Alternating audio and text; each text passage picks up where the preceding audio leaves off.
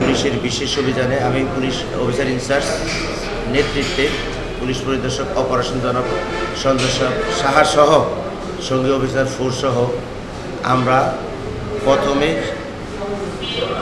আহসান হাবিব সাকিবকে গ্রেপ্তার করি। গ্রেপ্তার করার পরবর্তীতে তার দেওয়া তথ্য মতে আমরা আরেকজনকে গ্রেপ্তার করি, যার নাম হলো সাকিবকে গ্রেপ্তার করার পরে তাদের দেওয়া তথ্য মতে রিপনের ভাড়া বাসা হতে, তার ড্রয়িং রুম হতে, তার নিজ হাতে বাইর করে দেওয়া মতে 60টি গাঁজার রোল অর্থাৎ 2 কেজি করে প্রত্যেকটি 14 কেজি গাঁজা উদ্ধার করে জব্দ তালিকা প্রস্তুত করি।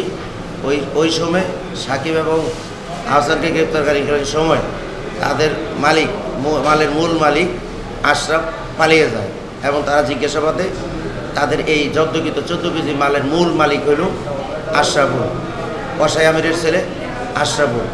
সে পালিয়ে যায় এবং তারা তথ্যতে স্বীকার করে যে হ্যাঁ এই মালগুলি জব্দকৃত আগে গত 2-3 দিন আগে আশরাফুল আহসান হাবিব সাকিবকে দেওয়ার পরে সাকিব এই মালগুলি তারা সব বিক্রয় করার জন্য রিপনের বাসায় হেফাজত এবং মজুত রাখে।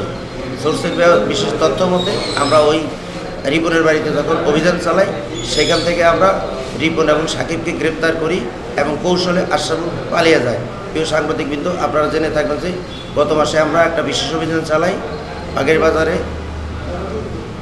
কসাই আমিরের বাড়ি থেকে। সেখান থেকে আমরা 39 কেজি গাঁজা উদ্ধার করি। পরবর্তীতে সিঁড়ির 5 পীরের মাজার থেকে আমরা আরও 15 বোতল বিদেশি মদ উদ্ধার করি। সেই মালগুলি হল কসাই আমিরের ছেলে আশরাফুলের। আজকের উদ্ধারকৃত যে সংবাদ সম্মেলনে আয়োজিত আপনাদের ডেকেছি সেই জব্দকৃত মালও আশরাফুলের। যাদেরকে আমরা বিপুল পরিমাণে মাদক উদ্ধার করছি তাদেরকে পুলিশ হেফাজতে আনবো, তাদেরকে জিজ্ঞাসাবাদ করব তাদের এই সিন্ডিকেটের মাল আরও কোথায় আছে এবং তারা আরও কিছু চমৎকার তথ্য দিয়েছে সেগুলো আমরা যাচাই করতেছি। যেহেতু স্বল্প পরিসরে জিজ্ঞাসাবাদ সম্ভব হয়নি, তাদেরকে পুলিশ হেফাজতে এনে ব্যাপকভাবে জিজ্ঞাসাবাদ করে আমরা আরও মাদক উদ্ধার করব। আমরা প্রথম যে অভিযানটি করেছিলাম সেই অভিযানের তথ্যপত্রের ভিত্তিতেই 5 পীরের মাজার থেকে আমরা এই 15 বোতল বিদেশি মদ উদ্ধার করি।